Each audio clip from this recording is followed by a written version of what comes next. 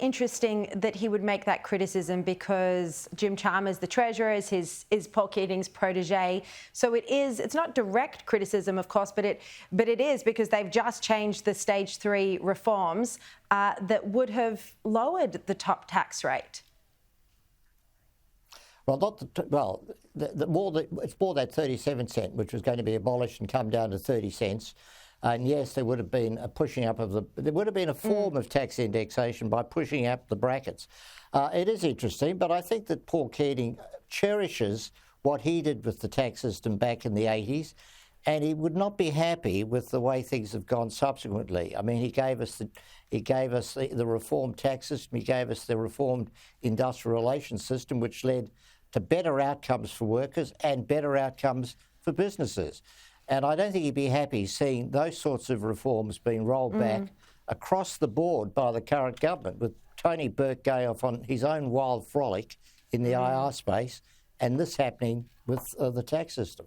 Yeah, I know that the IR reform is so radical, and it shows that the PM doesn't have control over his ministers, or there's no overarching narrative because they each have autonomy to pursue their own pet projects. And for Tony Burke, it's getting the unions back on side.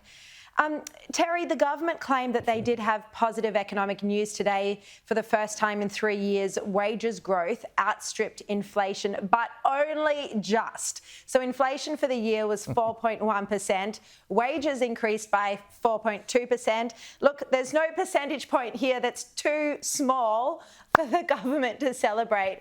But Terry, seriously, to what degree can Labor claim responsibility for this wages growth, and is anyone actually even feeling it anyway?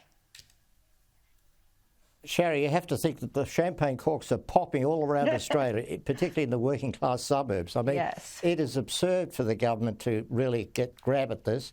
Don't mention 2022, when we had inflation of 8.5% and we had wage increases of less than 4%.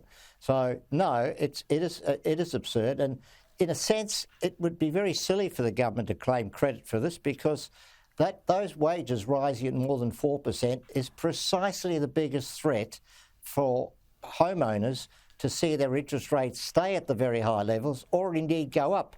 Michelle Bullock, the Reserve Bank governor, has made it absolutely crystal clear that 4% wage increases and higher is incompatible with getting inflation down unless we have dramatic improvements in productivity.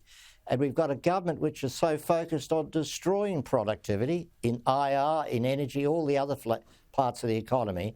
So I really don't think Jim Chalmers would be wise to claim this as some sort of great outcome, because it may be the case that we'll see higher interest rates as a consequence.